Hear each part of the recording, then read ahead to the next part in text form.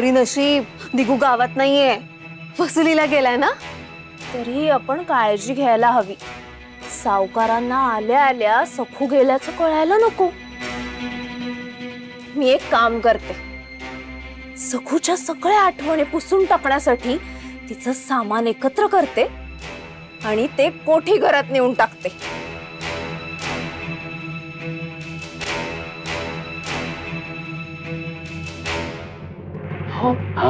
काय हो, सखूला खरंच जाळलं असेल का हो?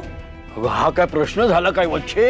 अगं ती सुटली कायमची, पण हा दिगू नावाचा ज्वालामुखी आहे ना, त्याचा आपल्याला सामना करावा लागणार आहे। तू जर का एकदा मोठ्याने फुटला ना तर मग आपण मेलो। म्हणून म्हणतो त्या सखूबाबत काही बोलू नका।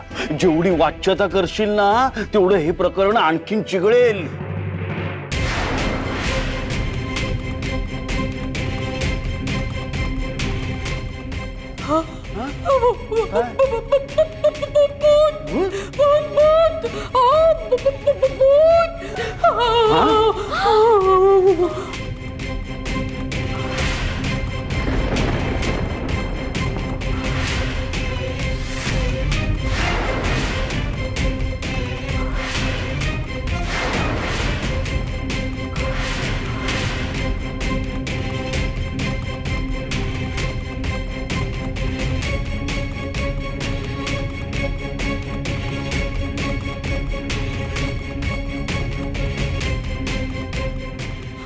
रमाई, तुझ्यासोबत ही कोण आहे?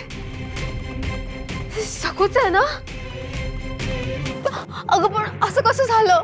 डोळ्यांना काय दिसतंय आणि काय झालं कसं झाले असले प्रश्न विचारू नका।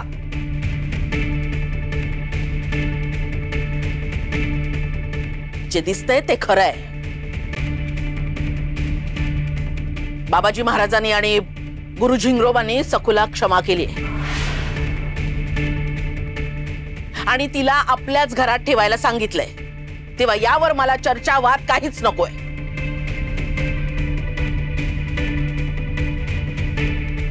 चला आज चला, जाऊबाई आज चला।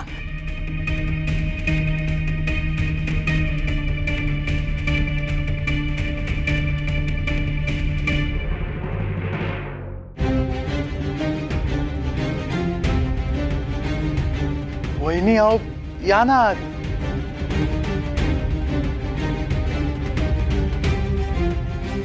विठुरायाच्या कृपेने गावातलं युद्ध तर संपलं, पण आता गृहयुद्ध मला जिंकायचंय।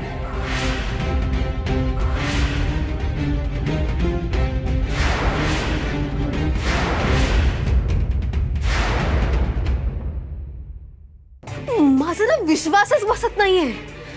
रमाई, अगं ती सखू दरवेळी कशी काय वाचते? म्हणजे तिने वाचायला नको होतं? काय व्हायला हवं होतं तिला? काकू काकू, तुला ना काही कळतच नाही।